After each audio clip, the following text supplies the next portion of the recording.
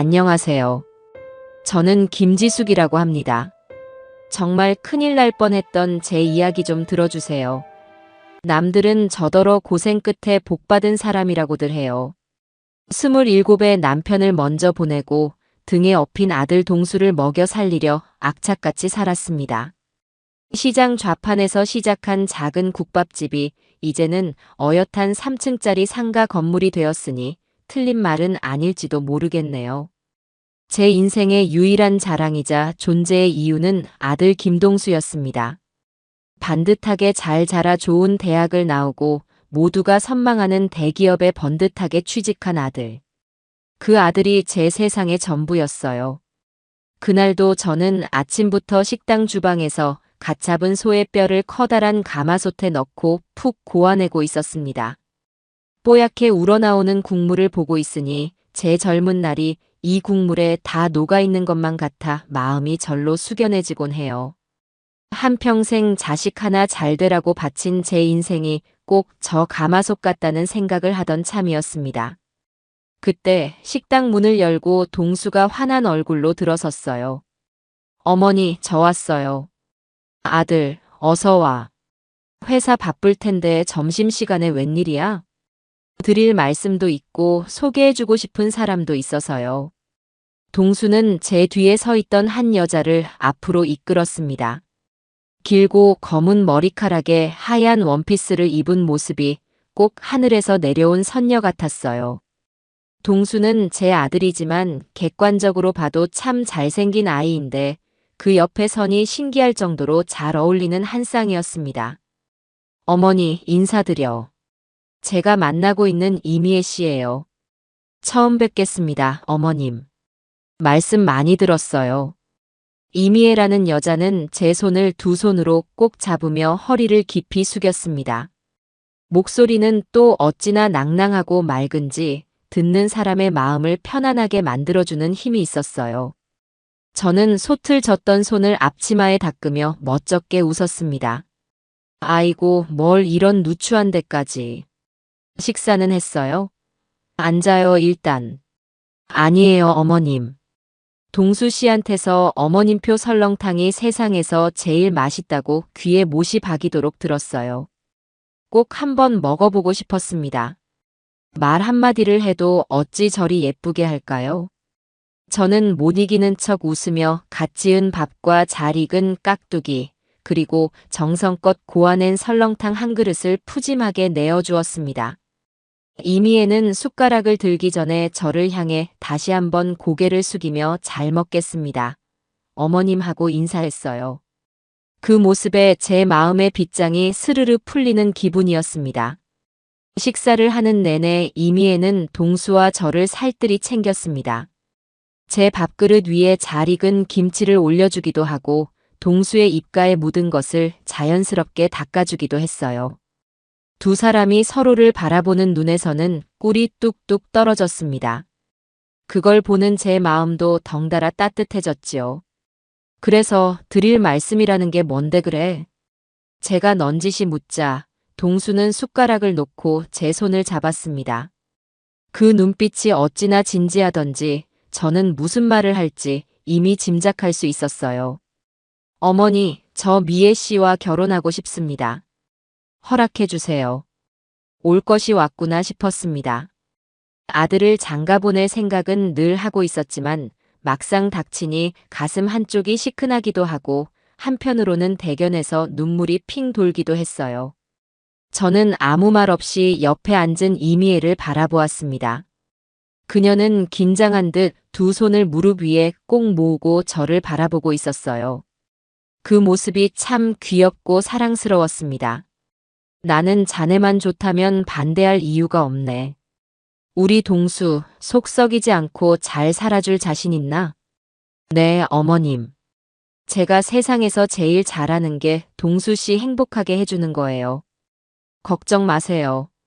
자신감 넘치는 대답에 저도 모르게 웃음이 터져 나왔습니다. 그렇게 제 아들 동수의 결혼이 결정되었습니다. 낯선 여자에게 아들을 빼앗기는 서운함보다는 저렇게 예쁘고 현명한 짝을 만난 것에 대한 안도감이 훨씬 더 컸던 것 같아요. 그날 이후 이미애는 제 삶에 아주 자연스럽게 스며들었습니다. 주말이면 을에 식당에 찾아와 일손을 거들었어요. 처음에는 손에 물 한 방울 안 묻혀봤을 것 같은 고운 손으로 뭘 하겠나 싶었는데 제 생각은 완전히 틀렸습니다. 이미애는 눈썰미가 좋고 손이 빨랐어요. 손님 응대는 물론이고 굳은 주방 일도 마다하지 않았습니다. 까다로운 손님이 와서 진상을 부릴 때면 제가 나서기도 전에 부드러운 말투와 웃음으로 상황을 정리해버리곤 했어요. 단골 손님들은 벌써부터 며느리 잘 얻었다며 저를 부러워할 정도였습니다. 미애야, 힘들 텐데 그만하고 들어가서 쉬어. 이 정도는 나 혼자 해도 돼. 아니에요, 어머님. 제가 좋아서 하는 걸요. 어머님이 평생 고생하며 일궈오신 곳이잖아요. 저도 조금이라도 보탬이 되고 싶어요. 어느 날 저녁 마지막 남은 테이블을 정리하는 이미애의 이마에 땀이 송골송골 맺혀 있는 것을 보았습니다. 안쓰러운 마음에 쉬라고 해도 저렇게 기특한 말을 하니 제가 어떻게 미워할 수 있겠어요. 저는 이미애를 딸처럼, 아니 친딸 이상으로 아끼고 사랑하게 되었습니다. 하루는 이미애가 정성스럽게 싼 도시락을 들고 저를 찾아왔습니다. 식당 음식 말고 집밥 드셔야 한다면서 자기가 새벽부터 일어나 만들었다고 하더군요. 뚜껑을 열어보니 제가 좋아하는 나물 반찬과 따끈한 잡곡밥이 정갈하게 담겨 있었습니다. 세상에, 이걸 언제 다 만들었어. 가게 일도 피곤할 텐데. 어머님 생각하면서 만드니까 하나도 안 피곤했어요. 요즘 들어 부쩍 기운 없어 보이셔서 걱정됐어요. 제가 비싼 한약은 못 해드려도 이렇게 정성껏 밥이라도 챙겨드리고 싶었어요. 따뜻한 밥 한 숟갈을 입에 넣는데 저도 모르게 눈물이 핑 돌았습니다. 남편 없이 홀로 아들을 키우면서 누군가가 저를 위해 차려준 밥을 먹어본 게 얼마만인지 모르겠어요. 그날 이미애는 제게 자신의 이야기를 들려주었습니다. 사실 저는 부모님이 일찍 돌아가셨어요. 그래서 할머니 손에 자랐는데 할머니도 제가 고등학생 때 돌아가셨고요. 그 후로는 정말 혼자였어요. 담담하게 말하는 이미애의 얼굴에 언뜻 스치는 외로움을 본 순간 저는 그녀를 와락 껴안아주고 싶었습니다. 그 어리고 여린 어깨로 얼마나 힘든 세상을 버텨왔을까. 그래서 저를 더 친어머니처럼 따르고 싶어 하는구나 싶었어요. 그래서 동수 씨를 처음 만났을 때, 그리고 어머님을 처음 뵈었을 때 정말 감사했어요. 저에게도 드디어 가족이 생기는구나 싶어서요. 어머님, 제가 정말 친딸처럼 잘할게요. 세상 누구보다 행복하게 해드릴게요. 눈물을 글썽이며 제 손을 잡는 이미애를 보며 저는 이 아이를 제 목숨을 다해 지켜주어야겠다고 다짐했습니다. 이렇게 착하고 속 깊은 아이가 제 며느리가 된다니, 이건 신이 제게 주신 가장 큰 선물이었어요. 그날 이후로 저는 이미애를 완전히 제 딸로 받아들였습니다. 결혼 날짜가 잡히고 혼수와 예물을 준비하기 시작했습니다. 저는 평생 고생만 한 며느리의 길을 세워주고 싶었어요. 남들 하는 만큼이 아니라 남들보다 훨씬 더 잘해주고 싶었습니다. 어느 날 동수와 이미애와 함께 저녁을 먹다가 제가 먼저 말을 꺼냈습니다. 미애야, 결혼 선물로 받고 싶은 거 생각해둔 거 있니? 아니에요, 어머님. 저는 아무것도 필요 없어요. 어머님이랑 동수 씨만 있으면 돼요. 손사래를 치며 사양하는 모습마저 사랑스러웠습니다. 하지만 저는 이미 마음을 정한 뒤였어요. 며칠 전 이미애가 무심코 넘기던 잡지에서 한 명품 가방을 한참 동안 바라보던 것을 똑똑히 보았거든요.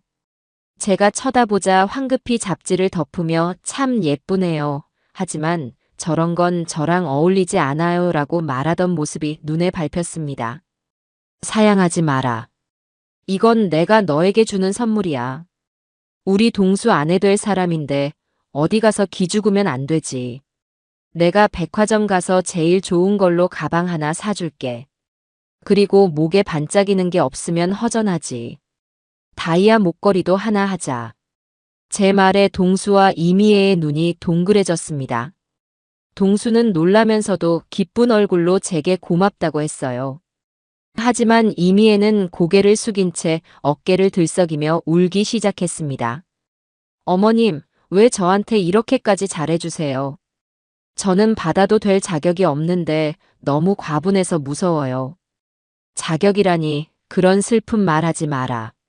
너는 내 아들이 사랑하는 여자고 이제 내 딸이 될 아이야. 이 정도는 아무것도 아니야. 세상에서 가장 행복한 신부로 만들어줄 테니 너는 우리 동수 옆에서 평생 웃기만 하면 돼. 저는 우는 이미애를 따뜻하게 안아주었습니다.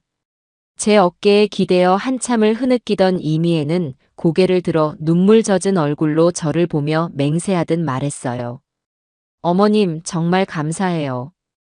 이 은혜 평생 잊지 않고 어머님께 받은 사랑보다 100배, 1000배는 더 잘할게요. 정말 실망시켜드리지 않을게요.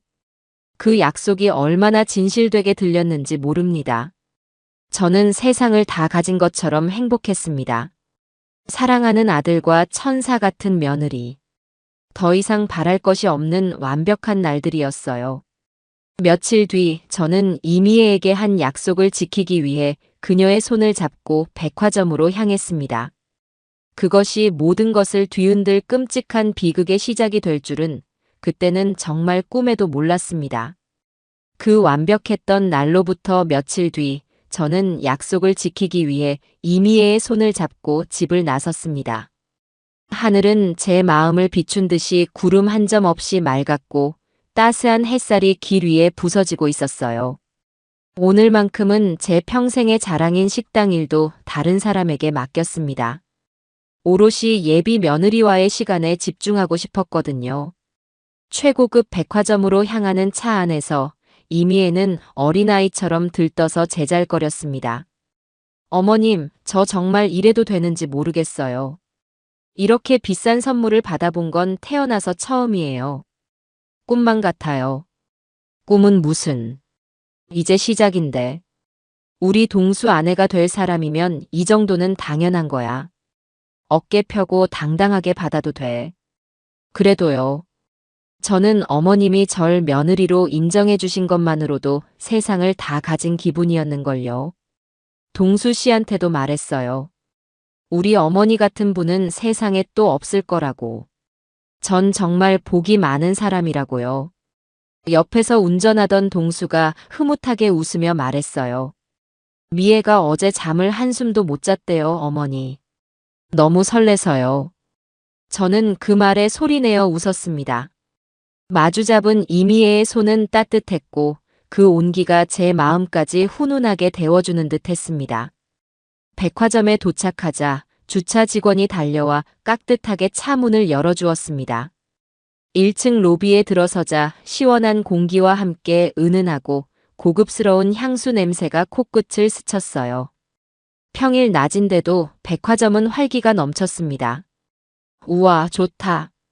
이미애가 주변을 두리번거리며 작게 감탄사를 내뱉었습니다.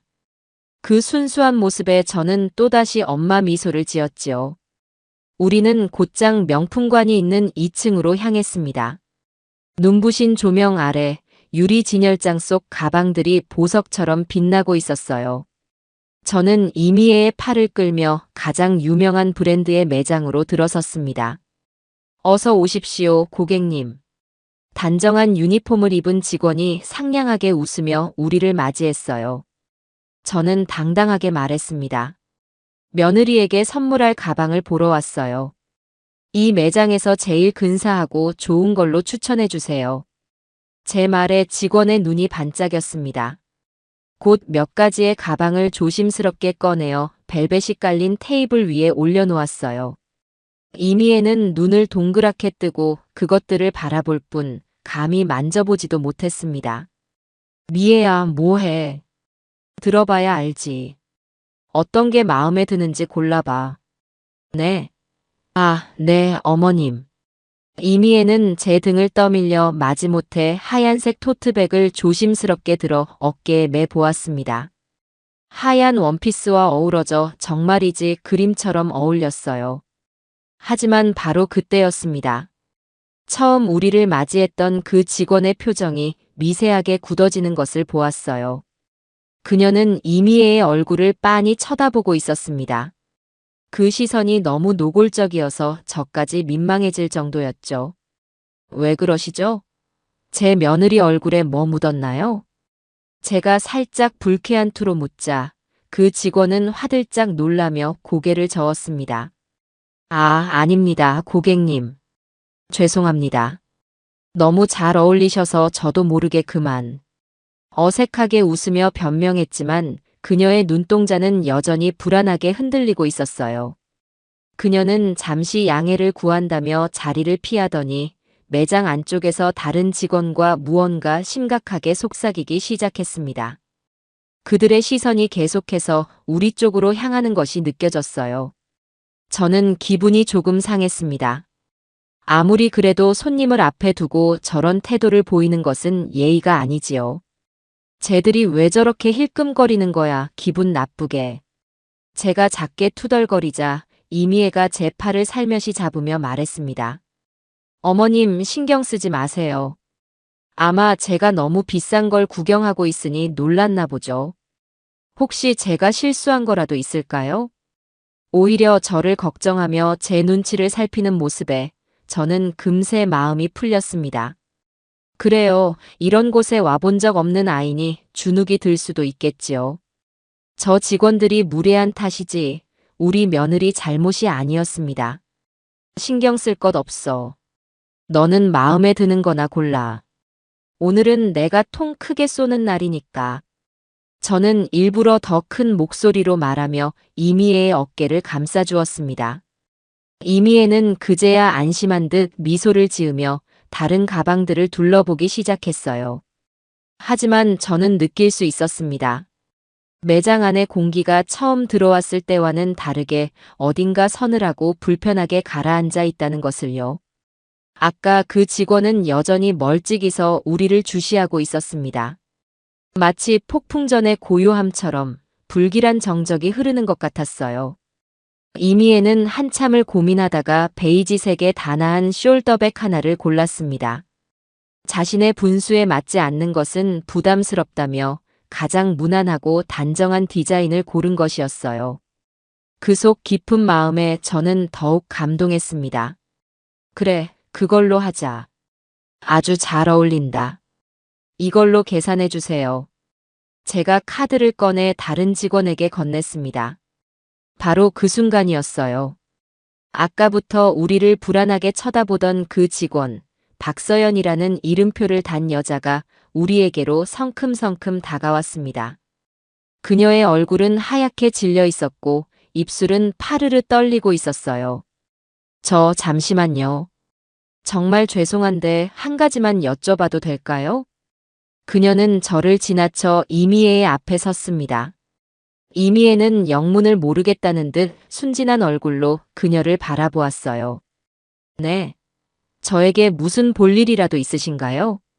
직원은 무언가 결심한 듯 숨을 크게 들이마시고는 떨리는 목소리로 말했습니다.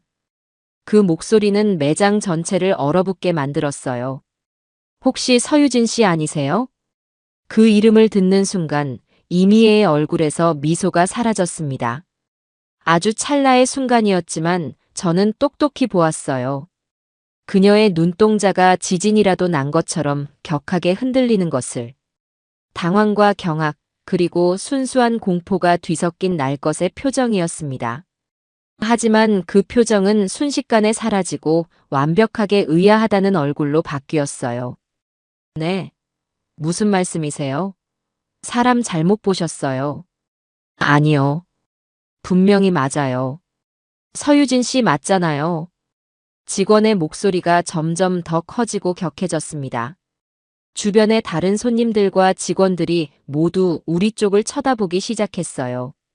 저는 너무나 당황해서 일단 상황을 수습해야겠다는 생각밖에 들지 않았습니다. 아가씨, 지금 뭐 하는 거예요? 사람 단단히 잘못 봤어요. 이 사람은 이미애예요. 곧 제 며느리가 될 사람이라고요. 아니에요, 어머님. 속으시면 안 돼요. 이 여자 이름은 서유진이에요. 우리 엄마 평생 모은 돈, 퇴직금 전부를 사기쳐서 가로채고 잠적한 여자라고요. 작년 봄에 강남에서 고수익 부동산 투자를 미끼로 접근했어요. 제발 제 돈은 필요 없으니 우리 엄마 돈만이라도 돌려달라고요. 직원은 울부짖으며 이미애의 팔을 붙잡았습니다. 이미애는 비명을 지르며 팔을 뿌리쳤어요. 이거 나요. 이 여자가 정말 미쳤나 봐. 난 당신을 몰라요. 난 서유진이 아니라고요. 거짓말. 그때랑 얼굴도 목소리도 똑같은데. 당신이 어떻게 나를 몰라. 우리 엄마랑 매일같이 통화하고 집에도 찾아와서 밥까지 얻어먹었으면서. 아수라장이었습니다. 주변은 완전히 구경꾼들로 둘러싸였고 모두가 수군거리기 시작했어요.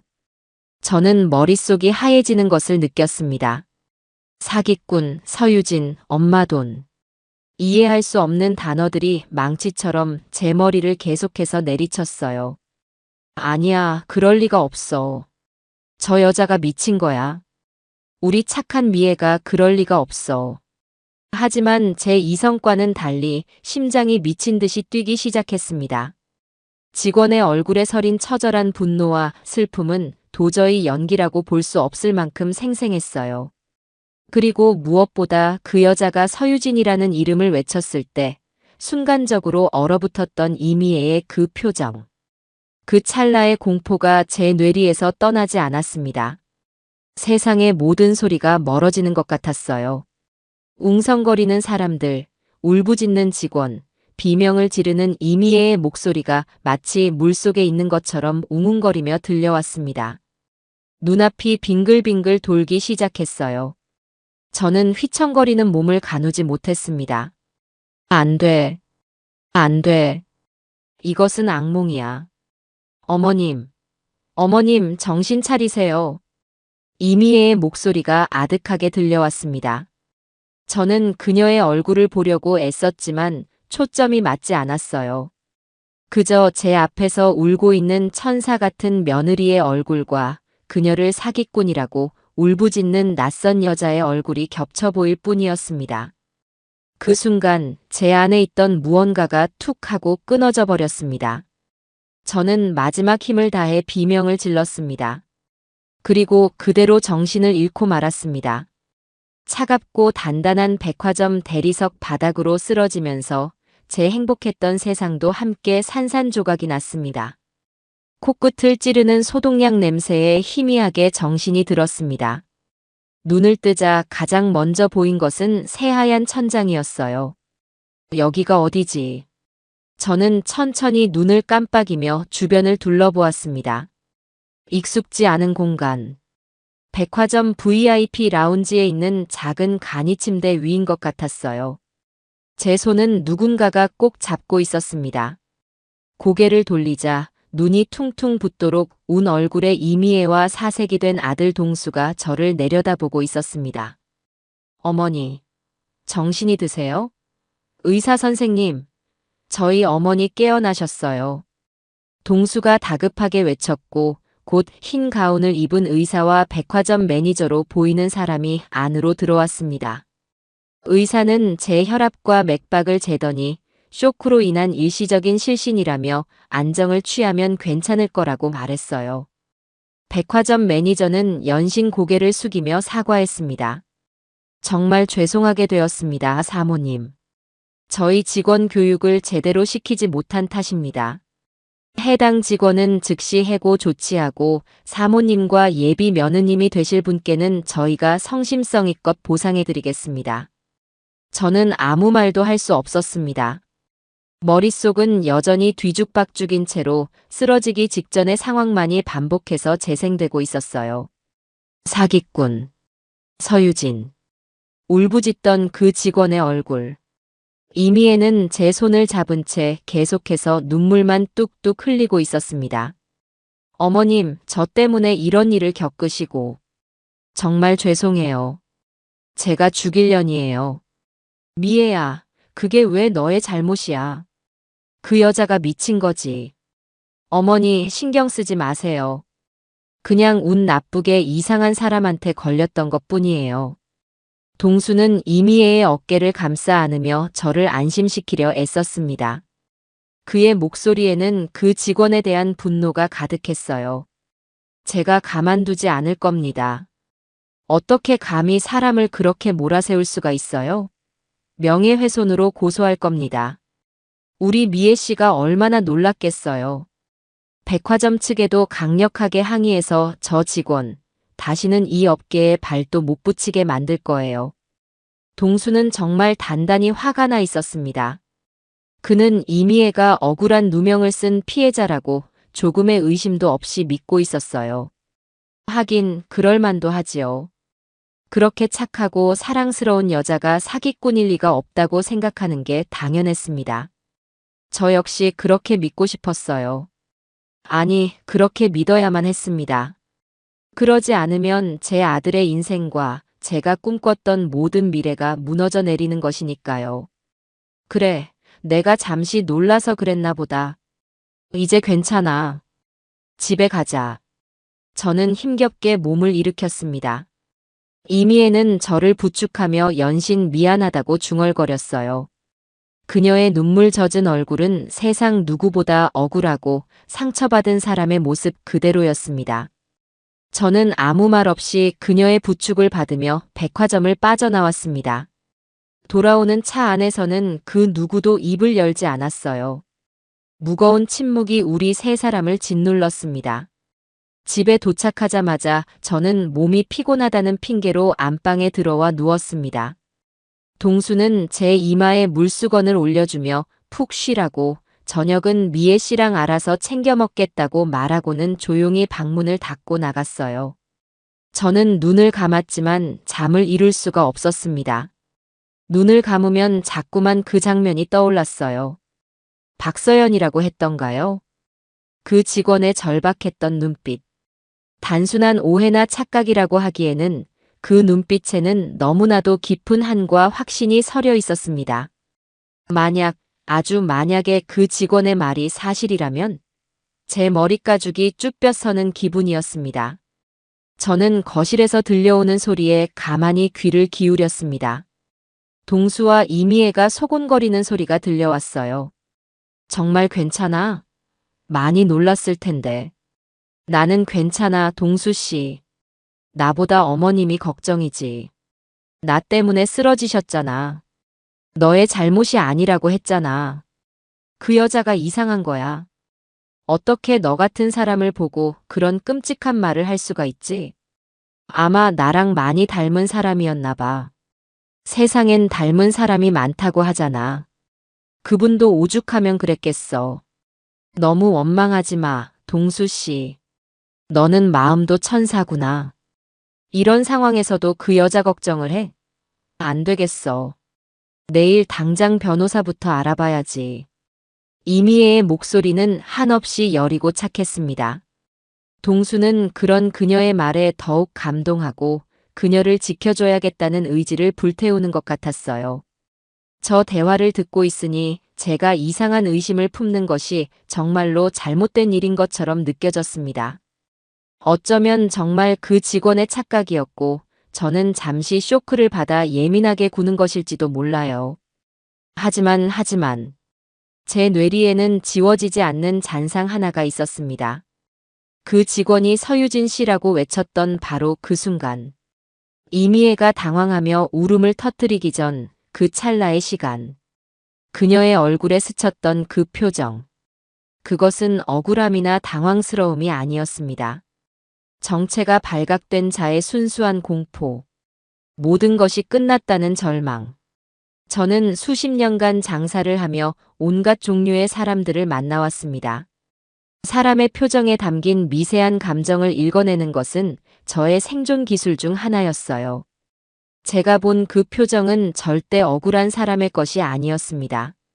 그 순간의 위화감. 그것이 자꾸만 제 발목을 잡았습니다. 저는 이대로 넘어가서는 안 된다는 강한 예감이 들었어요. 아들 동수는 이미 사랑에 눈이 멀어 아무것도 제대로 보지 못하고 있었습니다. 제가 정신을 차리지 않으면 정말 돌이킬 수 없는 일이 벌어질지도 모른다는 불안감이 엄습해왔습니다. 저는 조용히 자리에서 일어났습니다. 그리고 서랍 깊숙한 곳에 넣어두었던 수첩과 펜을 꺼냈어요. 박서연. 저는 그 이름을 수첩에 적었습니다. 그리고 아까 백화점 매니저가 건네주었던 명함도 지갑에서 꺼내 확인했습니다. 혹시 몰라 받아두었던 것이었어요. 저는 결심했습니다. 동수와 이미애 몰래 저 혼자서라도 진실을 확인해야겠다고. 만약 제 의심이 틀렸다면 그땐 제가 그 직원에게 찾아가 무릎이라도 꿇고 사과하면 될 일입니다. 하지만 만약 제 예감이 맞았다면 저는 감히 상상하고 싶지도 않은 결론에 몸을 떨었습니다. 밤이 깊어지고 거실의 소리가 잠잠해졌습니다. 동수와 이미애도 잠이 든 것 같았어요. 저는 살며시 안방 문을 열고 나와 제 서재로 들어갔습니다. 그리고 떨리는 손으로 휴대폰을 들었어요. 명함에 적힌 백화점 고객센터 번호를 한참 동안 바라보다가 마침내 통화 버튼을 눌렀습니다. 이 전화 한 통이 제 삶을 어떤 방향으로 이끌고 갈지 그때는 짐작조차 할 수 없었습니다. 그저 제 아들을 지켜야 한다는 그 생각 하나뿐이었습니다. 다음 날 아침 저는 아무 일도 없었다는 듯이 평소처럼 식당으로 향했습니다. 동수와 이미애 앞에서는 어제의 충격에서 완전히 벗어난 것처럼 행동했어요. 어제는 내가 너무 늙어서 잠시 기력이 달렸나 보다라며 웃어넘기자 두 사람은 그제야 안심하는 눈치였습니다. 하지만 제 속은 시커멓게 타들어가고 있었어요. 밤새 백화점 측과 수차례 통화를 한 끝에 저는 간신히 박서연이라는 직원의 개인 연락처를 얻어낼 수 있었습니다. 물론 쉽지는 않았어요. 개인정보 보호를 이유로 완강하게 거부하는 것을, 그 직원을 직접 만나 사과하고 싶다. 그러지 않으면 이번 일을 언론에 제보하겠다고 강하게 압박한 뒤에야 겨우 얻어낸 결과였습니다. 저는 식당의 바쁜 점심시간이 끝나기를 기다렸다가 한적한 시간에 조용히 식당을 빠져나왔습니다. 그리고 약속 장소인 저희 동네에서 조금 떨어진 허름한 카페로 향했어요. 박서연 씨는 저보다 먼저 와서 창가 자리에 앉아 있었습니다. 백화점에서 봤을 때보다 훨씬 더 초췌하고 지친 얼굴이었어요. 그녀는 저를 보자 자리에서 벌떡 일어났습니다. 그 눈에는 여전히 경계심과 두려움이 가득했어요. 저를 왜 보자고 하신 건가요? 혹시 어제 일 때문에 저를 고소라도 하시려는 건가요? 아니요. 앉아요. 그런 거 아니에요. 저는 그녀를 진정시켜 자리에 앉히고 따뜻한 차를 2잔 주문했습니다. 그리고 잠시 침묵이 흘렀어요. 무슨 말부터 꺼내야 할지 몰랐습니다. 박서연 씨라고 했죠. 어제는 나도 너무 놀라서 경황이 없었어요. 하지만 집에 돌아와서 밤새 생각해봤습니다. 저는 침을 한번 삼키고 어렵게 말을 이었습니다. 나는 그냥 진실을 알고 싶어요. 서연 씨가 어제 했던 말들 전부 사실인가요? 서연 씨가 말한 그 서유진이라는 사람, 정말 내 며느리가 될 아이와 동일 인물인가요? 제 진지한 물음에 박서연 씨의 눈에 다시 눈물이 차오르기 시작했습니다. 그녀는 떨리는 손으로 가방에서 낡은 서류 봉투 하나를 꺼냈어요. 어머님께서 제 말을 믿어주실지 모르겠지만 이건 제가 가진 증거들이에요. 그녀는 서류 봉투 안에서 여러 장의 사진과 서류 뭉치를 꺼내 테이블 위에 올려놓았습니다. 제 심장이 쿵 하고 내려앉는 것 같았어요. 첫 번째 사진 속에는 이미애가 활짝 웃으며 낯선 중년 여성의 팔짱을 끼고 있었습니다. 그 모습은 제게 보여주었던 그 상냥한 미소와 정확히 똑같았어요. 이분은 저희 어머니세요. 그리고 이 여자가 바로 서유진이고요. 박서연 씨는 울먹이며 이야기를 시작했습니다. 1년 전 서유진은 자신을 유망한 투자 전문가라고 소개하며 박서연 씨의 어머니에게 접근했다고 해요. 처음에는 소액으로 시작해 몇 번의 수익을 안겨주며 신뢰를 쌓았고 살갑게 다가가 외로운 노인의 마음을 완벽하게 사로잡았다고 합니다. 마치 친딸처럼 행세하며 집에도 드나들고 함께 여행을 가기도 했대요. 사진들은 그때 찍은 것들이었습니다. 서유진은 엄마에게 강남에 곧 개발될 상가에 투자하면 몇 배의 수익을 올릴 수 있다며 평생 모으신 퇴직금 전부를 투자하라고 설득했어요. 저희 엄마는 서유진을 철석같이 믿고 저와 상의도 없이 평생 모은 3억 원을 전부 그 여자에게 송금했습니다. 이야기를 듣는 내내 제 손이 부들부들 떨렸습니다. 수법이 너무나도 익숙했어요. 제게 접근했던 이미애의 모습과 소름 끼치도록 똑같았기 때문입니다. 돈을 받은 다음 날부터 서유진은 연락이 끊겼어요. 전화도 받지 않고 살던 오피스텔에서도 사라졌습니다. 그때야 저희는 사기를 당했다는 걸 알았어요.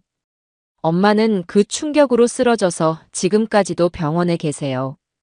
박서연 씨는 서유진과 주고받았던 문자 메시지 내역과 사기라는 것을 깨달은 후 보냈지만 답장이 없었던 애원의 메시지들, 그리고 부동산 투자 계약서라고 적힌 허술한 서류까지 모두 제게 보여주었습니다.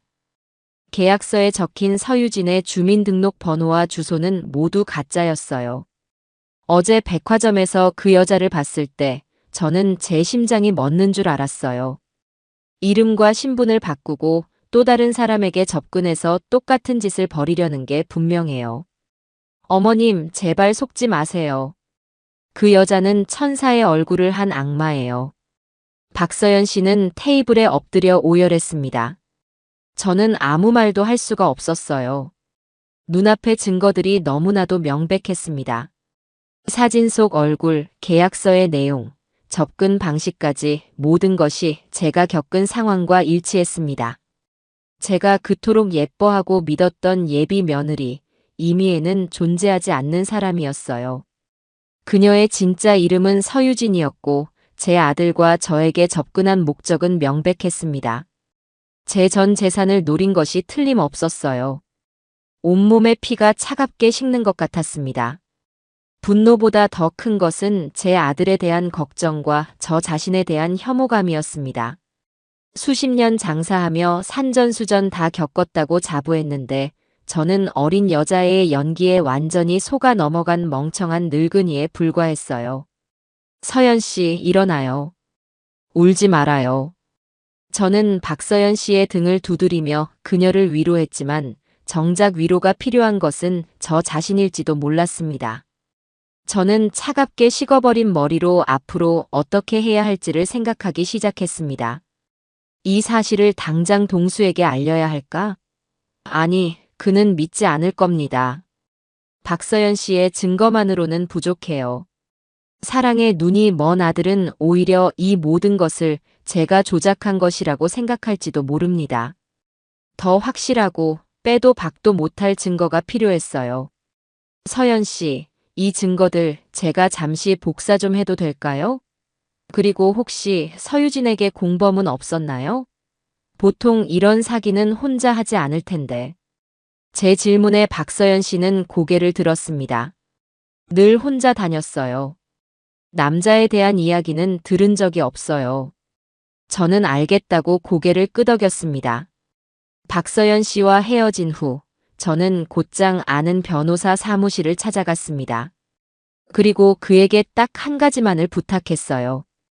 돈은 얼마가 들어도 좋으니 대한민국에서 가장 유능하고 입이 무거운 사설 탐정을 한 명 소개해 주십시오. 변호사는 제 단호한 모습에 이유를 묻지 않고 잠시 고민하더니 한 사람의 연락처를 건네주었습니다. 그날 밤 저는 제 식당의 문을 일찍 닫고 사무실에 앉아 탐정에게 전화를 걸었습니다. 수화기 너머로 나직하고 신뢰감 있는 남자의 목소리가 들려왔어요. 저는 떨리는 마음을 가다듬고 최대한 차분하게 말했습니다. 한 사람에 대해 알아봐 주셨으면 합니다. 이름은 이미애. 하지만 진짜 이름은 서유진일지도 모릅니다. 그녀의 모든 것을 알아봐 주세요. 과거 행적, 가족관계, 주변 인물, 현재 동선까지. 조용하고 빠르고 그리고 확실하게요. 전화를 끊고 저는 한참 동안이나 멍하니 앉아 있었습니다. 거대한 전쟁을 앞둔 장수의 심정이 이러할까요? 두렵고 떨리고 외로웠습니다. 하지만 저는 물러설 수 없었어요. 이것은 제 아들의 인생과 제가 평생을 바쳐 이룩한 모든 것을 지키기 위한 싸움이었습니다. 가면을 쓴 악마의 정체를 제 손으로 반드시 밝혀내고야 말겠다고 저는 차가운 밤공기 속에서 굳게 맹세했습니다. 탐정에게 연락처를 넘기고 온 그날 이후 제 삶은 살얼음판을 걷는 것과 같았습니다. 겉으로는 아무렇지 않은 척 인자한 예비 시어머니의 가면을 쓰고 매일 이미애와 동수를 대했어요. 하지만 속으로는 시시각각 타들어가는 숯을 품고 있는 기분이었습니다. 잠을 자다가도 몇 번씩 소스라치게 놀라 깨어났고 입맛이 없어 밥 한 술 제대로 넘기기가 힘들었어요.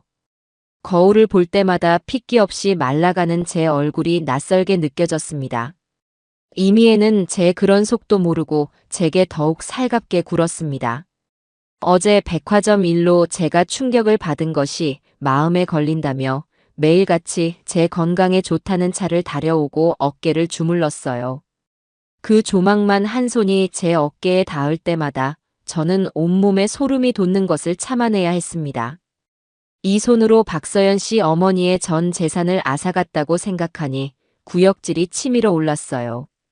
어머님, 안색이 너무 안 좋으세요. 병원에 한번 가보시는 게 어때요? 걱정스럽다는 얼굴로 저를 올려다보는 이미애의 얼굴을 마주할 때면 저는 이 아이의 뺨이라도 후려치고 싶은 충동을 겨우 억누르곤 했습니다. 어떻게 사람의 얼굴에 저런 완벽한 거짓의 탈을 쓸 수 있을까요? 저는 미소로 대답했습니다. 아니야, 괜찮다. 그냥 나이 들어서 그런 거지. 너희 결혼 준비하는 거 보는 게 내 보약인데 뭘. 제 대답에 이미애는 안심한 듯 웃었습니다. 그 미소를 보는 동수도 행복한 얼굴이었고요. 두 사람의 행복한 모습을 지켜보는 것은 제게 끔찍한 고문과도 같았습니다. 탐정의 연락만을 애타게 기다리는 며칠이 몇 년처럼 길게 느껴졌어요. 그러던 어느 날 오후 식당 일을 마치고 잠시 쉬고 있는데 모르는 번호로 전화가 걸려왔습니다. 최 실장이라고 자신을 소개한 탐정의 목소리였어요. 사모님, 김지숙 사모님 되시죠? 의뢰하신 건에 대해 보고 드릴 것이 있습니다. 네, 말씀하세요. 이틀 전부터 목표 인물, 이미애를 밀착 감시하기 시작했습니다. 그리고 오늘 오후 특이 동향이 포착되었습니다. 제 심장이 쿵쾅거리기 시작했습니다. 저는 혹시나 누가 들을까 싶어 식당 구석의 창고로 들어가 문을 닫았습니다. 특이 동향이라니요? 목표 인물은 아드님께는 친구를 만나러 간다고 말하고 집을 나섰습니다. 하지만 약속 장소는 친구를 만날 만한 곳이 아니었습니다. 금천구에 있는 한 낡은 모텔의 1층 카페에서 한 남자를 만났습니다. 남자요? 네. 인상차기는 30대 중반으로 보이며 체격이 좋고 약간 거친 인상입니다. 두 사람은 카페 가장 구석진 자리에 앉아 약 30분간 대화를 나누었습니다. 주변을 계속 경계하는 등 매우 조심스러운 태도였습니다. 저는 마른 침을 삼켰습니다. 혹시 사진이라도 있나요? 제 물음에 최 실장은 곧 문자로 사진 몇 장을 보내주겠다고 했습니다. 잠시 후 휴대폰이 짧게 울렸어요. 떨리는 손으로 문자를 확인했습니다. 사진 속에는 이미애가 낯선 남자와 마주 앉아 심각한 표정으로 이야기하는 모습이 담겨 있었습니다. 남자는 탐정의 말대로 거칠고 불량한 인상이었어요. 무엇보다 저를 경악하게 한 것은 두 사람의 분위기였습니다. 그들은 단순한 지인 관계가 아니었어요. 오랜 시간 모든 것을 공유해온 사람들만이 가질 수 있는 깊은 유대감과 비밀스러운 공기의 벽이 두 사람을 감싸고 있었습니다. 두 사람 어떤 관계인 것 같던가요? 연인 관계로 보입니다.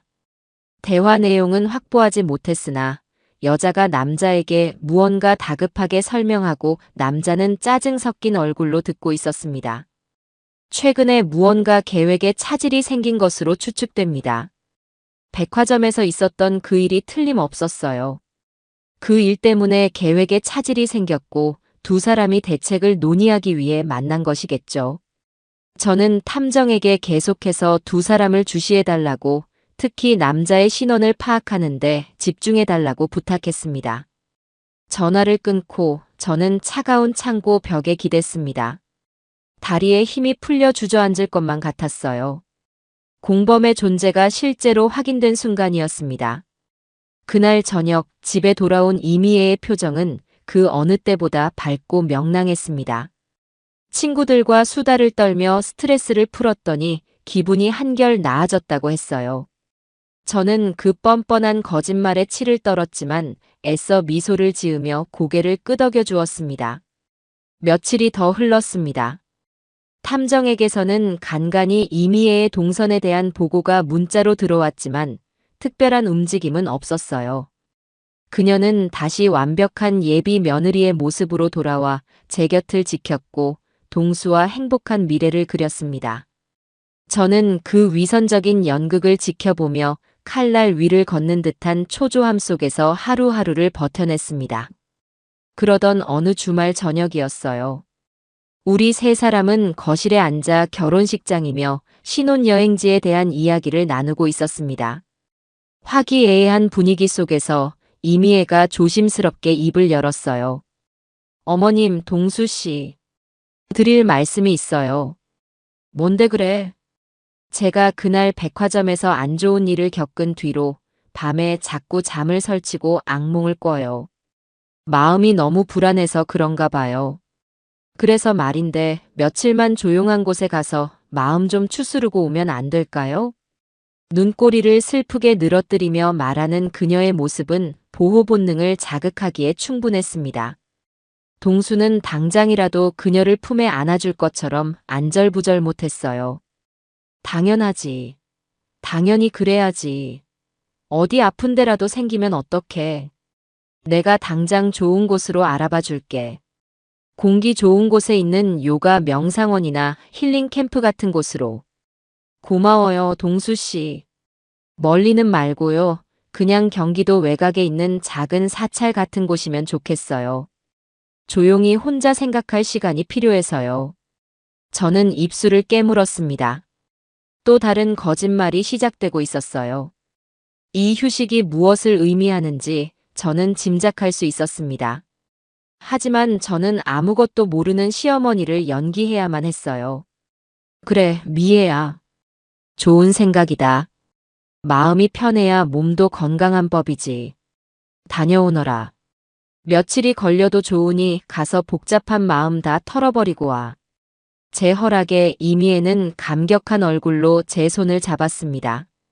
정말 감사해요, 어머님. 역시 어머님밖에 없어요.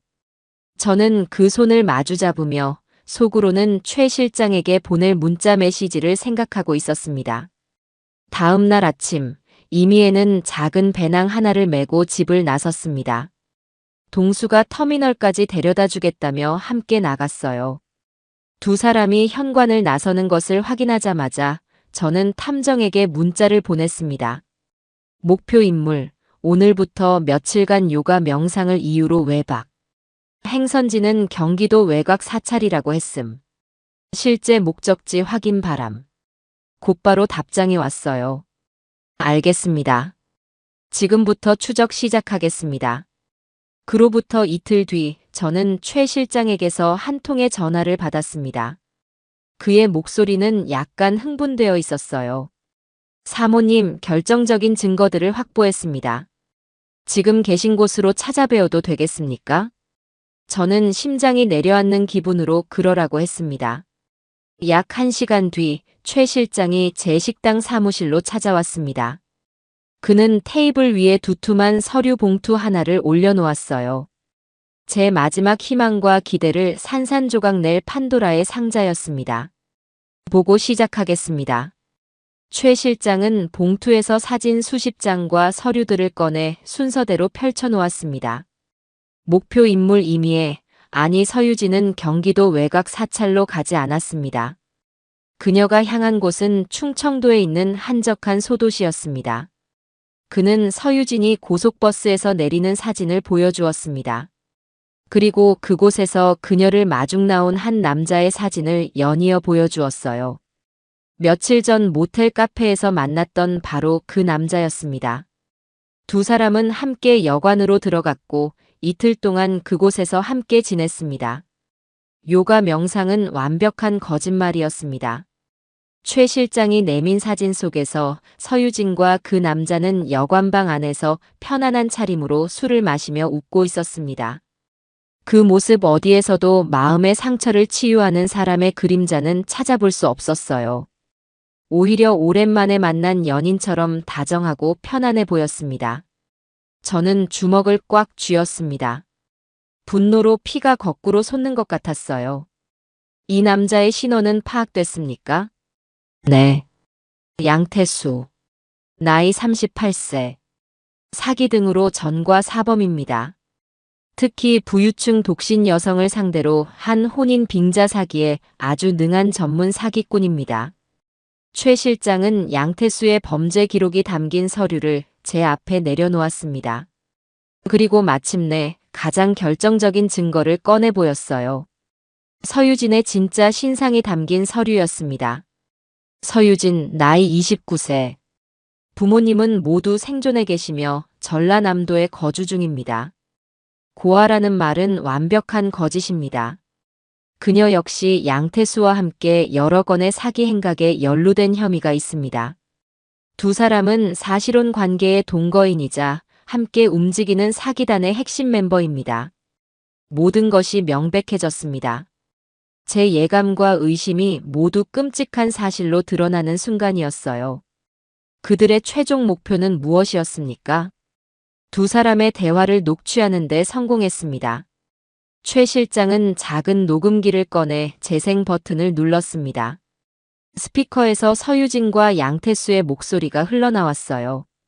그 영감탱이, 진짜 눈치 하나는 빨라. 백화점에서 그 계집애 때문에 한번 엎어질 뻔했잖아. 완전 시겁했다고. 그래서 아들은 아직도 너한테 껌뻑 죽냐? 그럼. 아주 그냥 나 없으면 죽는 줄 알아.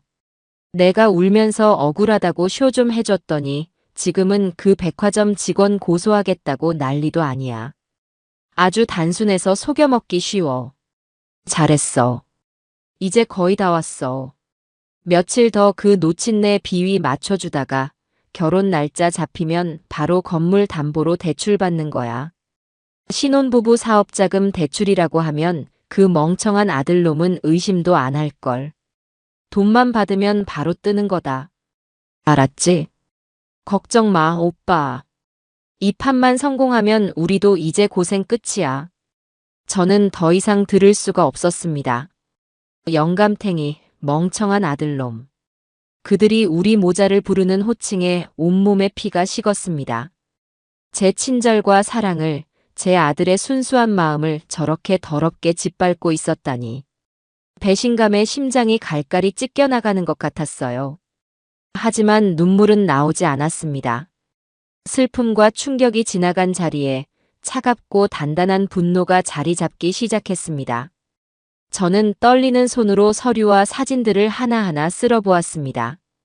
이것이 그들의 민낯이고 이것이 제 아들이 사랑에 빠진 여자의 진짜 얼굴이었습니다. 이제 남은 것은 하나뿐이었습니다. 이 지옥 같은 진실을 제 아들에게 어떻게 전해야 할까? 저는 최 실장에게 두둑한 수고비를 건네며 말했습니다. 수고하셨습니다. 당분간 계속해서 두 사람을 감시해 주세요. 제가 신호를 보낼 때까지 절대로 눈치채게 해서는 안 됩니다. 최 실장은 고개를 끄덕이고 조용히 사무실을 나갔습니다. 저는 홀로 남아 테이블 위에 펼쳐진 진실의 조각들을 한참 동안이나 내려다보았습니다. 이제 이 증거들을 들고 제 아들을 만나러 가야 했습니다. 길고 고통스러운 싸움이 될 것이 분명했어요. 하지만 저는 피하지 않을 겁니다. 제 아들을 저 악마들의 소나기에서 구해내기 위해서라면 저는 그 어떤 지옥이라도 기꺼이 걸어 들어갈 준비가 되어 있었습니다. 탐정이 돌아간 후 저는 며칠 동안 어떻게 아들에게 이 사실을 전해야 할지 고심했습니다. 서유진이 요가 명상이라는 거짓 휴가에서 돌아오기 전에 쇼부를 봐야 했어요. 저는 먼저 동수에게 전화를 걸어 저녁에 식당으로 잠시 들어오라고 했습니다. 중요한 할 이야기가 있으니 혼자 오라고 신신당부하는 것도 잊지 않았어요. 수화기 너머의 아들은 아무것도 모른 채 알겠다고 대답했습니다. 그날 저녁 저는 식당 영업을 평소보다 일찍 마감했습니다. 그리고 제 사무실에서 아들을 기다렸어요. 테이블 위에는 최 실장이 가져다 준 서류 봉투가 놓여 있었습니다. 제 인생에서 가장 무거운 서류 봉투였어요. 잠시 후 동수가 밝은 얼굴로 문을 열고 들어왔습니다. 어머니, 무슨 일로 오라고 하셨어요? 미애 씨 없이 저만 부르시고. 앉아라, 아들. 제 목소리가 평소와 다르다는 것을 느꼈는지 동수의 얼굴에서 미소가 사라졌습니다. 그는 의아한 표정으로 제 맞은편 의자에 앉았어요. 저는 심호흡을 한번 하고 서류 봉투를 아들 앞으로 밀었습니다. 이게 뭐예요, 어머니? 열어보거라. 그리고 천천히 끝까지 다 보거라. 동수는 고개를 갸웃거리며 봉투를 열었습니다. 가장 위에 있는 사진을 본 아들의 얼굴이 굳어졌어요. 서유진과 양태수가 충청도의 한 여관에서 다정하게 술을 마시고 있는 사진이었습니다. 어머니, 이게 다 뭐예요? 미애 씨는 지금 절에 가 있는데 어떻게 이런 사진이 이거 합성 아니에요? 합성인지 아닌지는 너가 그 서류들을 끝까지 읽어보면 알게 될 게다. 저는 차갑게 말했습니다. 동수는 믿을 수 없다는 얼굴로 사진들을 한 장 한 장 넘기기 시작했습니다.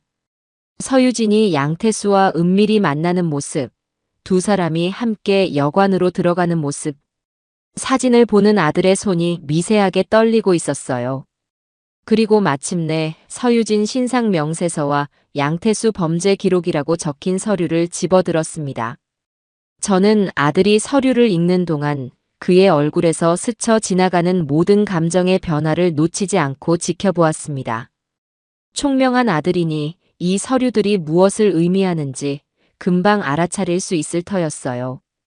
그의 얼굴은 처음에는 불신과 혼란으로, 그 다음에는 충격과 경악으로, 그리고 마지막에는 깊은 고통으로 일그러져 갔습니다.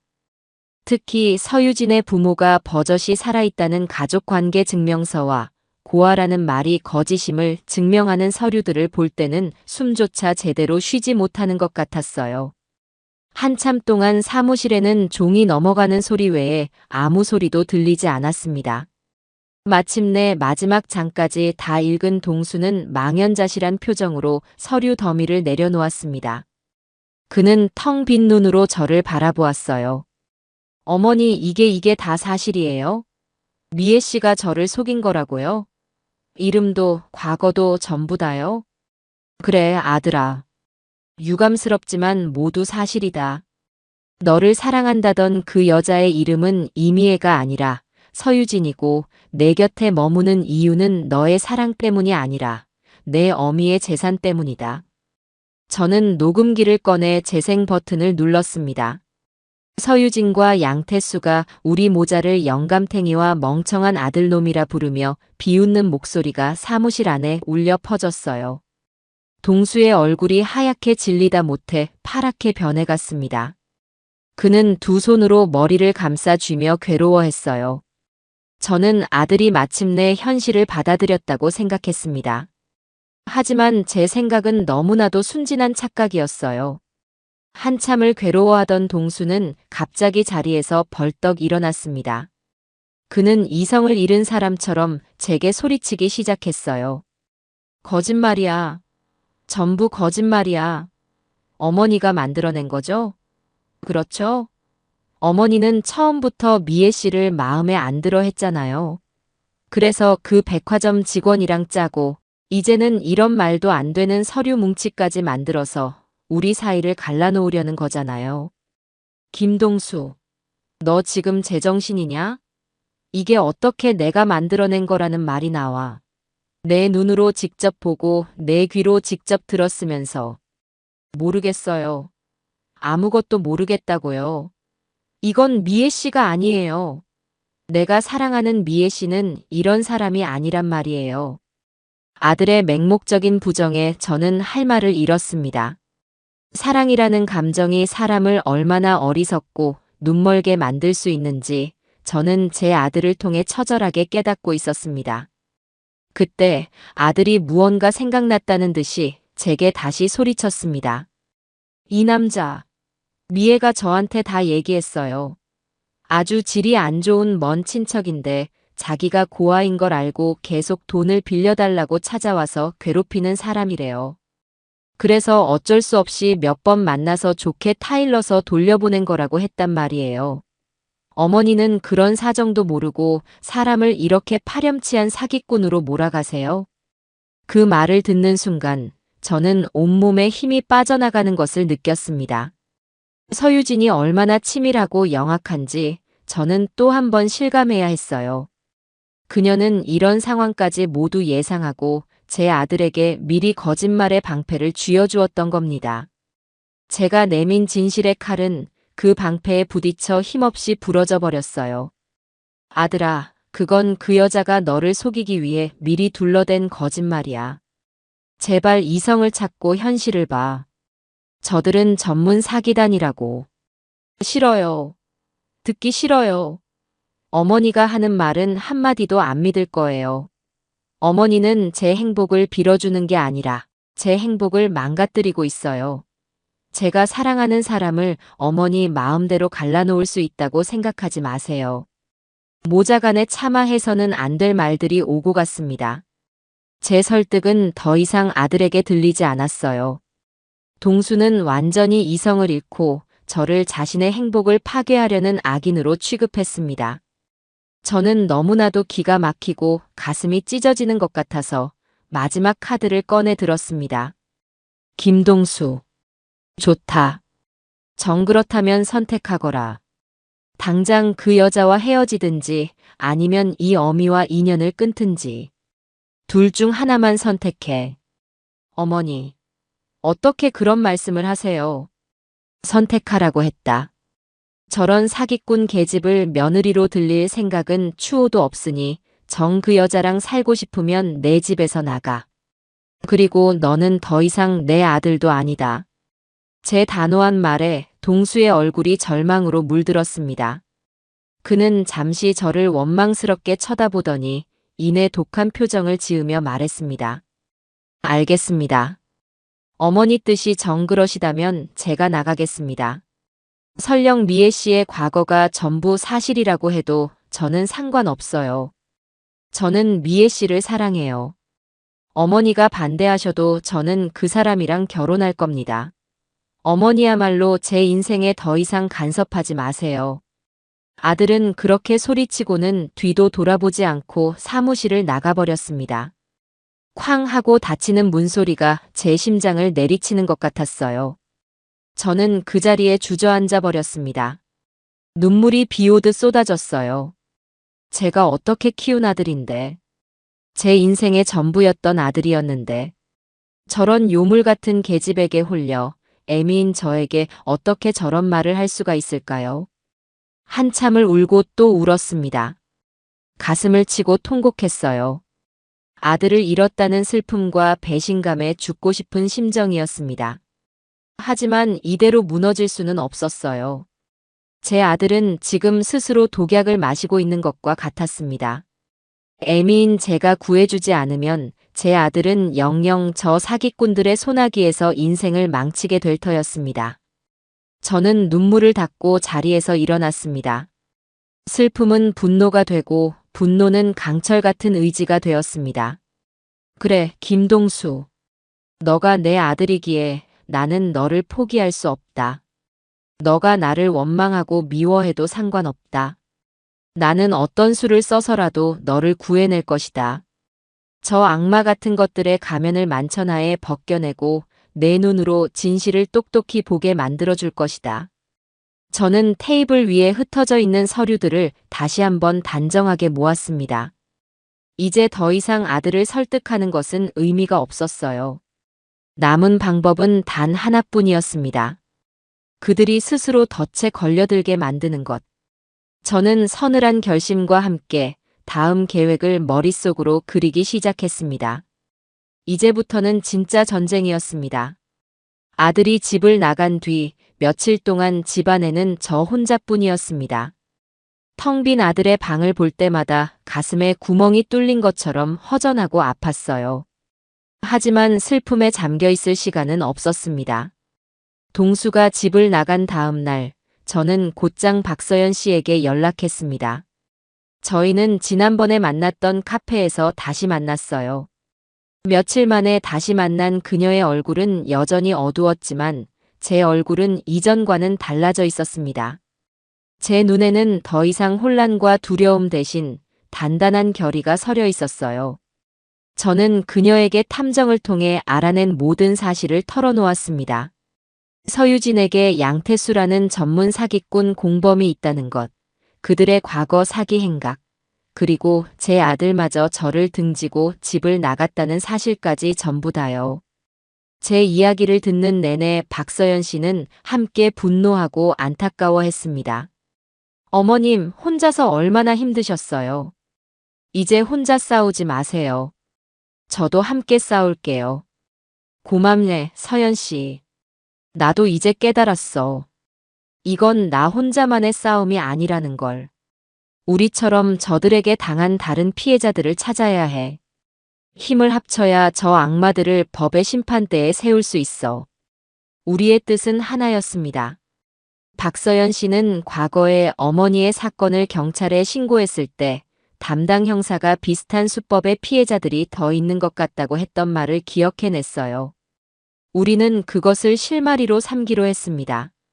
저는 최 실장에게 연락해 서유진과 양태수가 연루되었던 과거 사기 사건들의 피해자 정보를 최대한 수집해달라고 추가로 의뢰했습니다.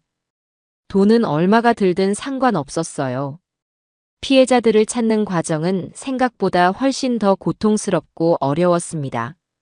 최 실장이 찾아낸 연락처로 전화를 걸면 대부분의 사람들은 경계하며 마음의 문을 열지 않았어요. 이미 경찰에 신고도 해봤지만 증거 불충분으로 제대로 된 수사조차 이루어지지 않은 경우가 태반이었습니다. 그들은 사기를 당했다는 수치심과 또다시 상처받고 싶지 않다는 두려움 때문에 입을 닫아버렸습니다. 여보세요? 저는 김지숙이라고 합니다. 혹시 몇 년 전에 서유진이라는 여자에게 투자 사기를 당하지 않으셨나요? 누구신데요? 그런 일 없습니다. 잘못 거셨어요. 뚝. 전화는 매정하게 끊어지기 일쑤였습니다. 저는 포기하지 않고 제 신분을 밝히고 저 역시 현재 그들에게 사기를 당하고 있는 피해자라고 힘을 합쳐 그들을 잡아야 한다고 절절하게 호소했습니다. 박서연 씨도 제 옆에서 자신의 경험을 이야기하며 그들을 설득했어요. 우리의 진심이 통한 것일까요? 며칠간의 노력 끝에 마침내 한두 명씩 마음을 열기 시작했습니다. 어떤 사람은 양태수에게 속아 결혼 자금을 통째로 날렸고 파혼까지 당했다고 했습니다. 또 다른 사람은 서유진에게 속아 가게 보증금을 사기당하고 길거리에 나앉게 되었다고 울부짖었어요. 그들의 이야기는 저마다 달랐지만 그 안에 담긴 고통과 분노의 무게는 모두 같았습니다. 저와 박서연 씨는 피해자들만 들어올 수 있는 비공개 온라인 카페를 만들었습니다. 그리고 우리가 가진 정보와 증거들을 그곳에 공유하기 시작했어요.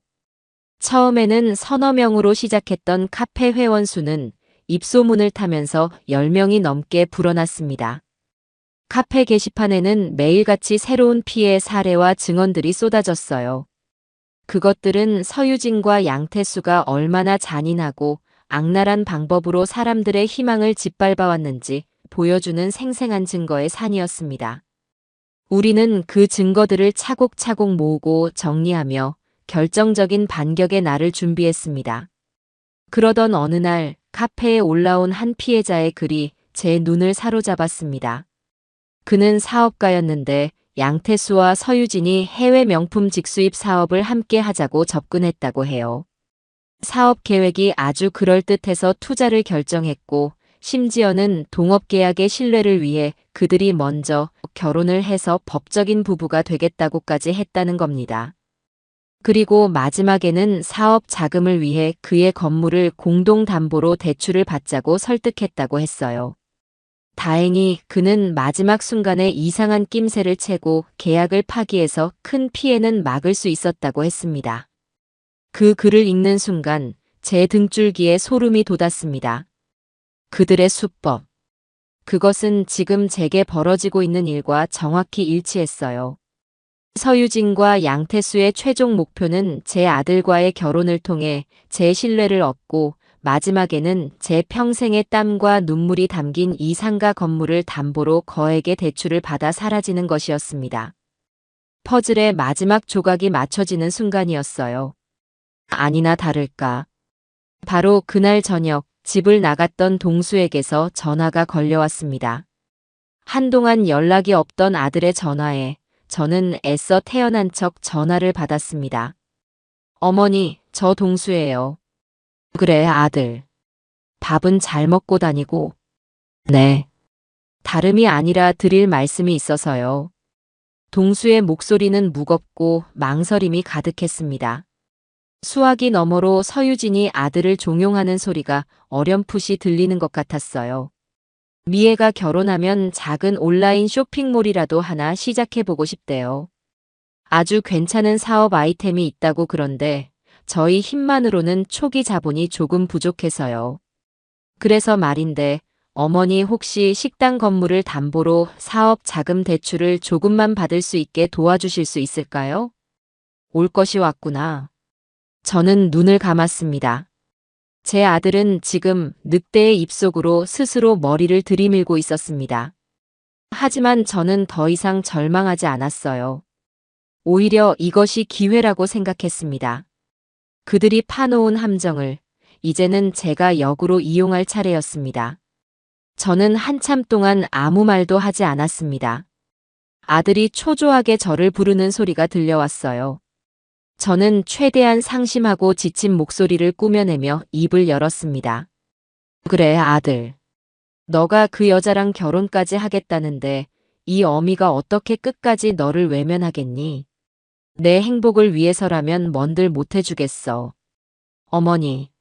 그럼 생각할 시간을 좀 주렴. 긍정적으로 생각해 볼 테니 며칠만 시간을 다오. 제 대답에 동수의 목소리가 안도와 기쁨으로 밝아졌습니다. 감사합니다, 어머니. 정말 감사해요. 그는 몇 번이고 제게 고맙다고 말하고는 전화를 끊었습니다. 저는 차갑게 식은 휴대폰을 내려다보았습니다. 미끼를 물었구나. 저는 곧바로 최 실장에게 전화를 걸어 지금부터 서유진과 양태수의 모든 통화 내용을 감청하고 그들의 다음 계획을 낱낱이 파악해달라고 지시했습니다. 그리고 피해자 연대 카페에 글을 올렸어요. 결전의 날이 머지 않았습니다. 모두 준비해 주십시오. 이제 이 지긋지긋한 연극을 끝낼 시간이었어요. 저는 텅 빈 식당을 둘러보았습니다. 이곳은 제 인생 그 자체였습니다.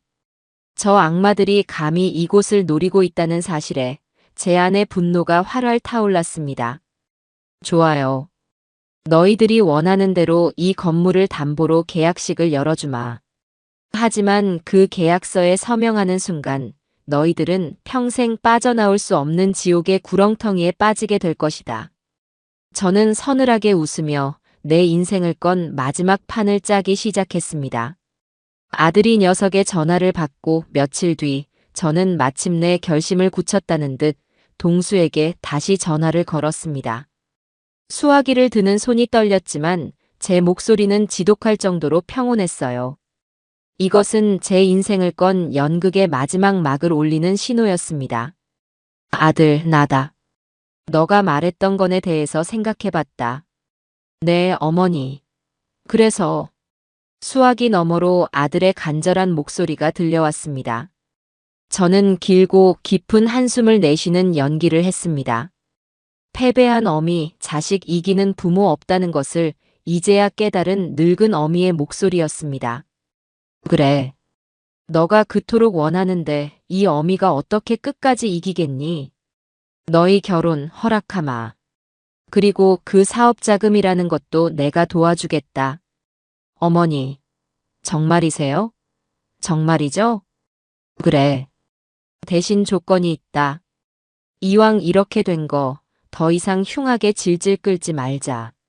나를 잡아서 정식으로 다 같이 밥 한 끼 먹자.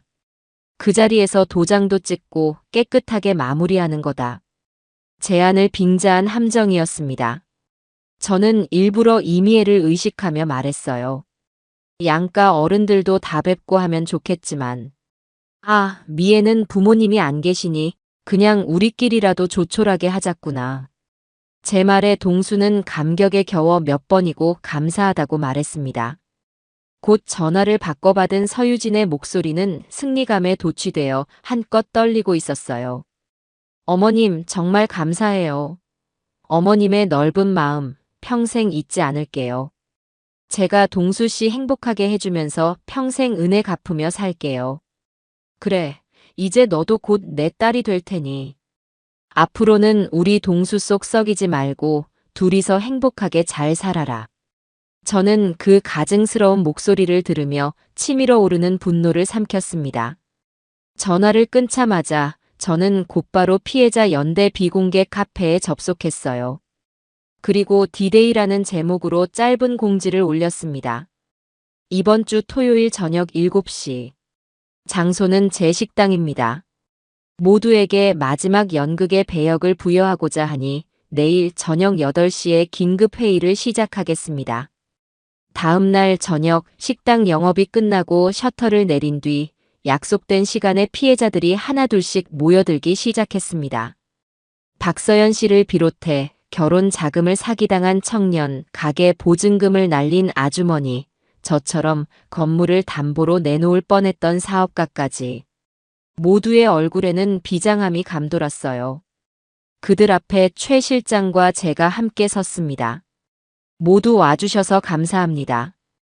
이제 곧 마지막 결전의 시간이 다가왔습니다.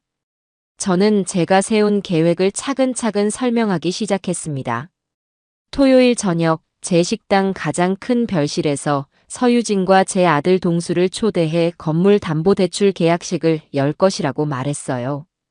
그들이 성공을 확신하고 계약서에 도장을 찍으려는 바로 그 순간 우리가 준비한 손님들이 차례로 등장하는 것이 계획의 핵심이었습니다. 제가 신호를 보내면 가장 먼저 박서연 씨가 문을 열고 들어와 주세요. 그리고 서유진에게 당신이 누구인지, 그녀가 당신의 어머니에게 무슨 짓을 했는지 담담하게 말해주세요.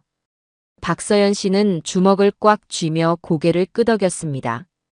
그 다음은 두 번째, 세 번째 피해자분들께서 5분 간격으로 차례차례 입장해 주십시오. 각자 자신이 당한 피해 사실을 정확하게 육하원칙에 따라 증언해 주시면 됩니다. 중요한 것은 감정적으로 울부짖거나 욕설을 해서는 안 된다는 겁니다. 우리는 피해자이지만 동시에 재판의 증인입니다. 최대한 차분하고 냉철하게 팩트만을 전달해야 합니다. 모두가 숨을 죽이고 제 말을 경청했습니다. 분위기는 마치 중요한 작전을 앞둔 군인들처럼 엄숙했어요. 모든 증언이 끝나면 최 실장님께서 모든 증거가 담긴 영상을 재생해 주실 겁니다. 그리고 제가 마지막 신호를 보내면 밖에서 대기하고 있던 경찰이 현장을 급습할 겁니다. 최 실장은 고개를 끄덕이며 말했습니다. 경찰 쪽과는 이야기가 끝났습니다. 저희가 모은 증거가 워낙 명백해서 현장에서 바로 긴급 체포가 가능하도록 협조를 받았습니다. 양태수는 그 시간 계약이 성사되었다는 연락을 기다리며 식당 근처 차 안에서 대기하고 있을 겁니다. 그 역시 동시에 체포될 예정입니다. 모든 계획의 설명이 끝났을 때 저는 마지막으로 한 가지를 더 추가했습니다. 이것은 그들에게 법의 심판을 내리는 것과는 별개로 서유진이라는 한 인간에게 가장 큰 수치심을 안겨줄 저만의 비장의 카드였어요. 최 실장님, 마지막으로 부탁드릴 것이 하나 더 있습니다. 서유진의 진짜 부모님을 찾아주십시오. 그리고 토요일 당일 약속된 시간에 이 식당 근처로 모셔와 주십시오. 제 말에 모두의 얼굴에 놀란 표정이 스쳤습니다. 최 실장은 조금 난감한 얼굴로 말했어요. 사모님, 그분들은 딸이 이런 짓을 하고 다니는 줄도 모를 텐데 너무 가혹하지 않겠습니까? 설득하기도 쉽지 않을 거고요. 가혹해야지요. 자기 자식이 괴물이 되어 다른 사람들의 인생을 망가뜨리고 있는데 부모로서 그 죄를 직접 목도하게 만들어야 합니다. 그것이 제가 그 여자에게 내리는 가장 큰 형벌입니다. 설득은 제가 직접 하겠습니다. 연락처만 알아봐 주세요. 제 단호한 의지에 최 실장은 더 이상 반대하지 않고 알겠다고 대답했습니다. 그렇게 우리의 마지막 작전 계획은 완성되었습니다. 남은 며칠 동안 우리는 각자의 역할을 수십 번씩 연습하며 결전의 날을 준비했어요. 마침내 약속의 토요일이 되었습니다. 저는 아침부터 식당을 대청소하고 계약식이 열릴 별실을 꾸몄습니다. 마치 정말 잔치를 준비하는 사람처럼요. 상다리가 휘어지게 최고급 음식들을 차리고 테이블 위에는 값비싼 꽃으로 장식까지 했습니다. 완벽한 축제의 무대였지만 사실은 2명의 사기꾼을 위한 단두대였어요. 저녁 6시 50분. 약속된 시간이 다가오자 제 심장이 미친 듯이 뛰기 시작했습니다. 저는 화장실에 들어가 찬물로 세수를 하며 마음을 다잡았습니다. 김지숙, 정신 차려. 오늘 너가 무너지면 모든 것이 끝장이야. 거울 속에 제 얼굴은 창백했지만 눈빛만은 형형하게 타오르고 있었어요. 정확히 저녁 7시. 식당 문이 열리고 동수와 서유진이 들어섰습니다. 서유진은 제가 지금껏 본 모습 중에 가장 화려하고 아름다웠어요. 값비싼 실크 원피스에 보석으로 치장한 모습이 마치 전쟁에서 승리한 여왕 같았습니다. 그녀의 얼굴에는 의기양양한 미소와 감출 수 없는 탐욕이 번들거리고 있었어요. 동수는 그런 그녀의 옆에서 마침내 어머니의 허락을 받았다는 안도감과 행복감에 젖어 있었습니다. 제 아들의 그 순진한 얼굴을 보니 다시 한번 가슴이 미어졌지만 저는 애써 표정을 감췄습니다. 왔구나. 어서 들어오너라. 너희를 위해 특별히 준비했다. 저는 그들을 가장 안쪽의 별실로 안내했습니다. 화려하게 차려진 상을 본 두 사람의 눈이 휘둥그레졌어요. 서유진은 감탄사를 연발하며 제게 아양을 떨었습니다. 어머님, 세상에. 이렇게까지 준비하실 줄은 몰랐어요. 정말 황송해서 몸 둘 바를 모르겠어요. 뭘. 이제 진짜 가족이 되는데 이 정도는 해야지. 자, 일단 앉아라. 우리는 자리에 앉았고 어색하지만 화기애애한 분위기 속에서 식사가 시작되었습니다. 저는 두 사람에게 계속해서 음식을 권하고 술을 따라주며 완벽한 시어머니를 연기했어요. 서유진은 이제 모든 것이 끝났다고 생각하는지 완전히 마음을 놓고 행복에 겨운 신부처럼 행동했습니다. 식사가 어느 정도 마무리될 무렵 저는 가방에서 미리 준비해둔 서류 봉투를 꺼냈습니다. 바로 건물담보대출 계약서와 인감도장이었어요. 자, 이제 우리도 중요한 일을 마무리할까? 여기 서류다. 내가 먼저 도장을 찍을 테니 동수 너도 준비하거라. 저는 망설임 없이 인감도장을 찍어 서류를 그들 앞으로 밀었습니다. 서유진의 눈이 탐욕으로 번쩍이는 것을 저는 똑똑히 보았어요. 그녀는 흥분을 감추지 못하고 동수의 팔을 잡아 끌었습니다. 동수 씨, 어서요. 어머님께서 이렇게까지 마음을 열어주셨는데 우리도 빨리 도장 찍고 어머님 마음 편하게 해드려야죠. 동수는 고개를 끄덕이며 서류를 집어들었습니다. 그가 펜을 들어 자신의 이름을 적고 도장을 찍으려는 바로 그 순간 저는 테이블 밑으로 준비해 두었던 작은 리모컨의 버튼을 눌렀습니다. 그것은 최 실장과 약속된 시작 신호였어요. 쾅! 마치 약속이라도 한 듯이 별실의 문이 거칠게 열렸습니다. 모두의 시선이 문 쪽으로 향했어요. 그곳에는 싸늘하게 굳은 얼굴의 박서연 씨가 서 있었습니다. 서유진의 얼굴에서 웃음기가 순식간에 사라졌습니다. 그녀의 손에 들려있던 샴페인 잔이 바닥으로 떨어지며 날카로운 파열음과 함께 산산조각이 났습니다. 모든 것이 이제 시작이었습니다. 너가 왜 여기에 있어? 서유진이 비명처럼 소리쳤습니다.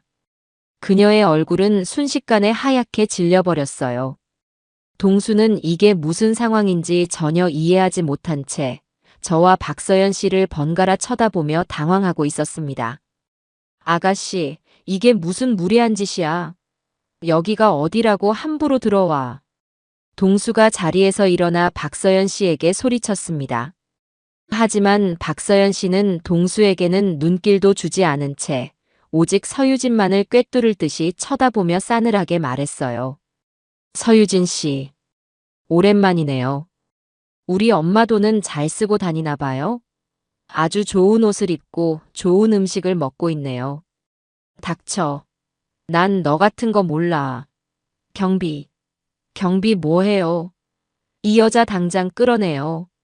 서유진은 이성을 잃고 발악하기 시작했습니다. 하지만 그녀의 발악은 공허한 외침일 뿐이었어요. 식당의 모든 직원들은 이미 제 편이었으니까요. 바로 그때 별실 문이 다시 한번 열렸습니다. 이번에 들어온 사람은 과거 양태수에게 속아 결혼 자금을 모두 날렸다는 젊은 남자였습니다. 그는 서유진의 옆에 앉은 동수를 잠시 슬픈 눈으로 쳐다보더니 이내 서유진에게 말했습니다.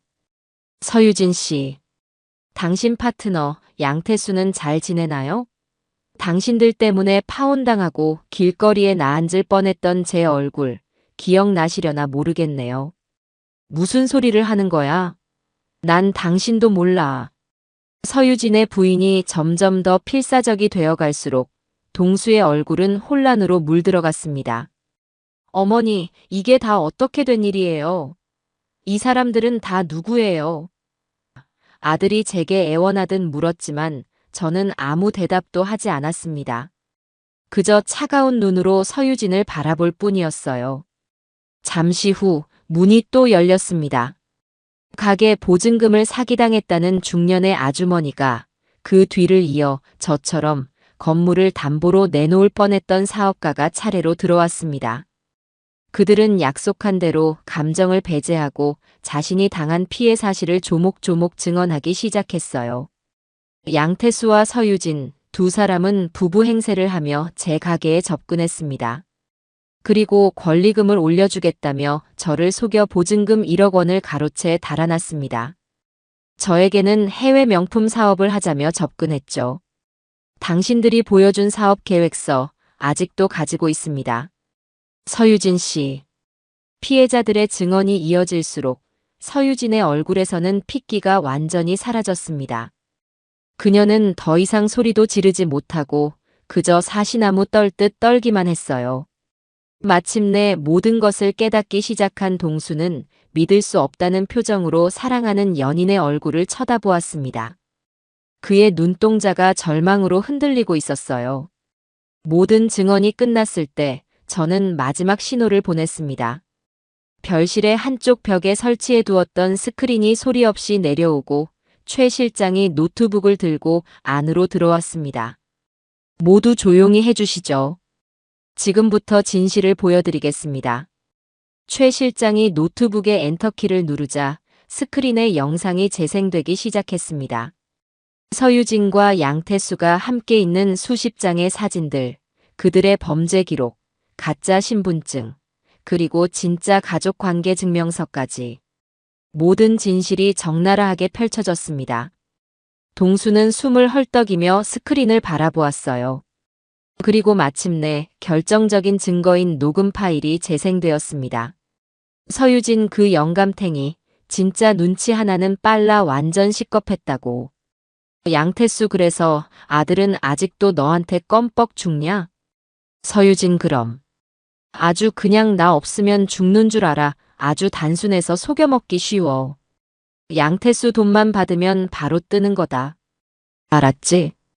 영감탱이, 멍청한 아들놈. 자신과 어머니를 조롱하는 그 목소리를 직접 듣게 된 순간 동수의 세상은 완전히 무너져 내렸습니다. 그는 아아 하는 비명 같은 신음을 내뱉으며 의자에서 그대로 바닥으로 주저앉고 말았어요. 자신이 사랑했던 모든 것이 거짓이었고 자신이 그토록 지키려 했던 여자가 어머니와 자신을 얼마나 우습게 여기고 있었는지 깨달은 남자의 처절한 절규였습니다. 모든 것이 끝났다고 생각한 순간 저는 마지막 비수를 꺼내 들었습니다. 제가 눈짓을 하자 최 실장이 별실 문을 다시 한번 열었습니다. 문 밖에는 초췌하고 겁에 질린 얼굴의 노부부가 서 있었어요. 바로 서유진의 진짜 부모님이었습니다. 최 실장이 미리 연락해서 딸이 큰 상을 받게 되었다고 거짓말을 해 이곳까지 모셔온 것이었어요. 유진아, 이게 다 무슨 일이냐? 이게 어떻게 된 일이야? 자신의 진짜 부모님이 나타나자 서유진은 마침내 무너져 내렸습니다.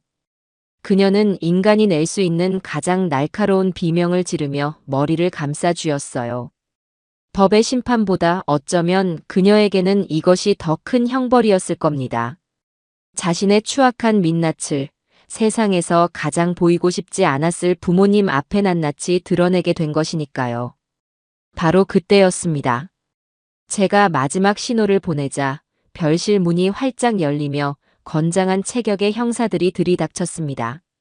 서유진 씨, 양태수 씨, 두 사람을 상습 사기 혐의로 긴급 체포합니다. 당신들은 변호사를 선임할 수 있으며 묵비권을 행사할 권리가 있습니다. 형사들이 서유진의 양팔을 붙잡아 수갑을 채웠습니다.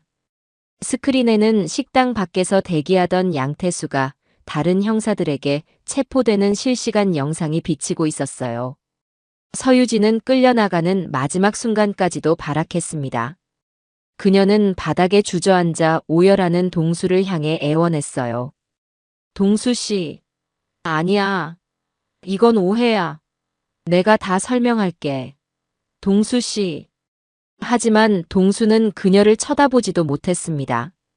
그저 텅 빈 눈으로 바닥만 내려다보며 배신감과 자기 혐오에 몸을 떨고 있을 뿐이었어요.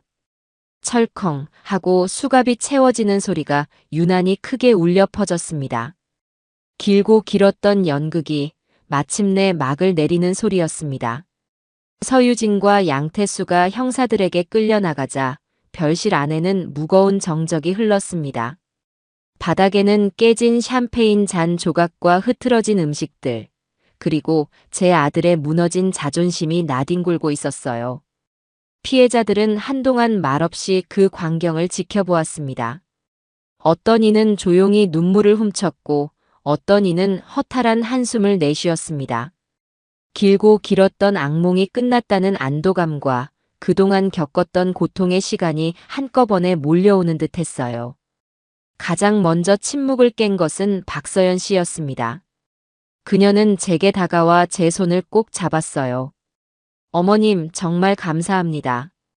어머님이 아니었으면 저희는 평생 억울함을 풀지 못하고 살았을 거예요. 그녀의 말에 다른 피해자들도 하나둘씩 제게 다가와 고맙다는 인사를 건넸습니다. 정말 고맙습니다, 사모님. 이 은혜를 어떻게 갚아야 할지 모르겠습니다. 그들의 진심 어린 감사 인사에 저는 비로소 가슴을 짓누르던 커다란 바위 하나가 내려가는 것을 느꼈습니다. 이것이 바로 제가 원했던 사이다였습니다. 단순히 사기꾼들을 감옥에 보내는 것을 넘어 우리 모두의 억울함과 상처를 서로가 보듬어주고 함께 이겨냈다는 연대감. 그것이야말로 진정한 승리였어요. 저는 그날 식당에 남은 모든 음식과 술을 내어 피해자들과 함께 조촐한 위로연을 열었습니다. 우리는 서로의 아픔을 이야기하고 서로를 위로하며 밤늦도록 이야기를 나누었어요. 그들은 모두 일상으로 돌아가 새로운 삶을 시작할 용기를 얻었다고 말했습니다. 그 모습을 보니 제 마음도 한결 가벼워졌습니다. 하지만 기쁨도 잠시, 제게는 아직 해결해야 할 가장 아픈 상처가 남아 있었습니다. 바로 제 아들 동수였습니다. 그날 이후 집으로 돌아온 동수는 자기 방에 틀어박혀 나오지 않았습니다. 식사도 거부하고 굳게 닫힌 방문 너머로는 아무런 소리도 들려오지 않았어요. 저는 억지로 방문을 열고 들어가거나 그를 다그치지 않았습니다. 그저 매일 아침, 점심, 저녁으로 방문 앞에 따뜻한 밥과 국을 차려놓고 조용히 물러나기만 했어요. 아들에게는 자기 자신을 돌아보고 그 거대한 충격과 상처를 스스로 감당해낼 시간이 필요하다는 것을 알았기 때문입니다. 그렇게 일주일이라는 시간이 흘렀습니다. 어느 날 밤 저는 잠이 오지 않아 거실에 나와 멍하니 앉아 있었습니다. 그때 조용히 동수의 방문이 열렸어요. 일주일 만에 본 아들의 모습은 말이 아니었습니다. 헬쑥하게 마르고 덥수룩하게 자란 수염에 눈은 퀭하게 들어가 있었습니다. 동수는 거실 소파에 앉아 있는 저를 보더니 천천히 다가와 제 앞에 힘없이 무릎을 꿇었습니다. 어머니, 제가 어리석었어요. 죄송합니다. 아들은 고개를 들지 못한 채 바닥에 눈물을 뚝뚝 떨어뜨렸습니다. 모든 게 다 제 잘못이에요. 어머니의 마음을 아프게 하고 어머니를 의심했던 제가 너무나도 혐오스러워요. 저 같은 놈은 어머니 아들 자격도 없어요. 저는 아무 말 없이 자리에서 일어나 무릎 꿇은 아들을 일으켜 세웠습니다. 그리고 말없이 아들을 품에 꼭 안아주었어요. 제 품에 안긴 아들은 어린아이처럼 서럽게 울기 시작했습니다. 저는 그런 아들의 등을 말없이 토닥여 주었습니다. 원망의 말도 위로의 말도 필요 없었어요. 그저 이 아이가 얼마나 아프고 괴로웠을지 그 마음을 알아주는 것만으로도 충분했습니다. 우리는 한참 동안 그렇게 서로를 부둥켜 안고 울었습니다. 길고 어두웠던 터널을 함께 빠져나오는 순간이었어요. 그 후로 몇 달의 시간이 흘렀습니다. 서유진과 양태수는 상습 사기죄로 각각 10년이 넘는 중형을 선고받았다는 소식이 들려왔습니다. 그들은 감옥 안에서 서로의 탓을 하며 추하게 싸우고 있다고 했어요. 피해자들은 힘을 합쳐 민사소송을 진행했고 비록 전액은 아니지만 상당 부분의 피해를 보상받을 수 있게 되었습니다. 제 삶에도 많은 변화가 있었습니다. 동수는 다니던 대기업에 사표를 냈습니다. 그리고 제 식당으로 들어와 가장 낮은 자리에서부터 일을 배우기 시작했어요. 새벽 일찍 일어나 재료를 나르고 주방에서 설거지를 하고 굳은 일을 도맡아 했습니다. 예전에 순진하고 세상을 몰랐던 청년의 모습은 온데간데 없고 말수는 적지만 훨씬 더 깊고 단단한 눈빛을 가진 남자가 되어 있었어요. 어느 맑은 가을날 저녁 마지막 손님까지 다 돌아간 식당에서 동수와 저는 마주 앉아 늦은 저녁을 먹고 있었습니다. 메뉴는 저희 식당의 자랑인 뜨끈한 설렁탕 한 그릇이었어요. 묵묵히 밥을 먹던 동수가 문득 고개를 들어 저를 보며 말했습니다. 어머니, 국밥이 참 맛있네요. 이제야 이 맛을 알겠냐? 네. 이제야 알겠어요. 이 국물 한 그릇에 담긴 어머니의 인생을요. 아들은 역게 미소 지었습니다. 그 미소는 예전처럼 마냥 해맑지는 않았지만 훨씬 더 편안하고 진실되게 느껴졌습니다. 어머니, 정말 감사합니다. 그리고 사랑합니다.